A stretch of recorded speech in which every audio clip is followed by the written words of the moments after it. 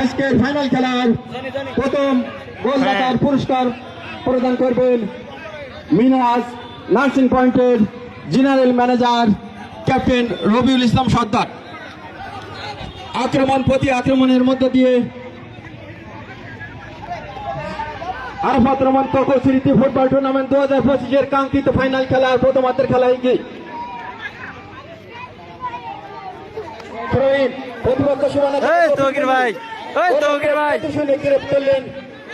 সহকারী খেলোয়াড়কে বাড়ালেন ডান দিক দিয়ে আক্রমণে কপিল মন্ডি,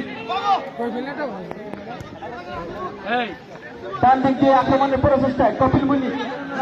লম্বা করে বাড়ালেন কামরুলের উদ্দেশ্যে ভাবে বেল চলে গেল আবার গোল লাইনের বাইরে। গোলটি মৌখালী ফুটবল সুপার এই দলের অনুকূলে আজকের খেলার সেরা খেলোয়াড়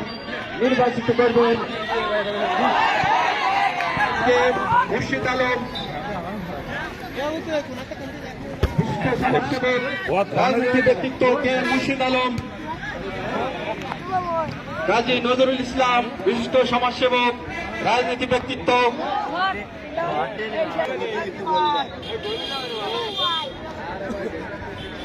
আমরা দর্শনীয় গোল দেখতে পেলাম কপিল মুন্নি দলের দলনায়ক কামরুল ইসলাম জার্সি নাম্বার 10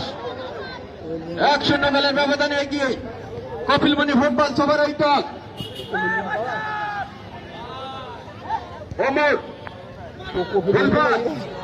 আবার আক্রমণের প্রচেষ্টায়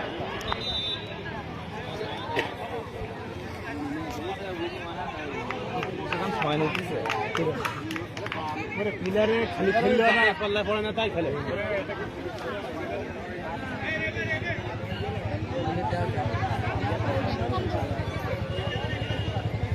মাইক্রোফোন দো তোমার লাভ করলেন কপিল মুন্নি লম্বা করে বাড়ালেন সম্মানিত এলাকাবাসী, আমরা না করেই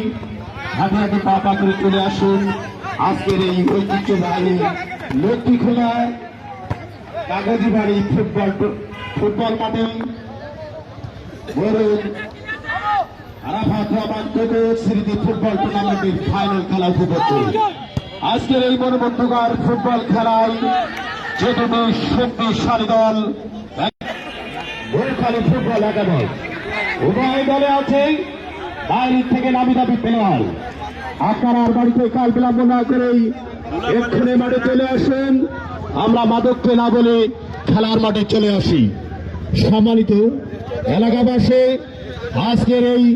আরাফাত রহমান কোকো স্মৃতি ফুটবল টুর্নামেন্টে মঞ্চে যারা উপবিষ্ট আছেন আপনারা ইতিমধ্যে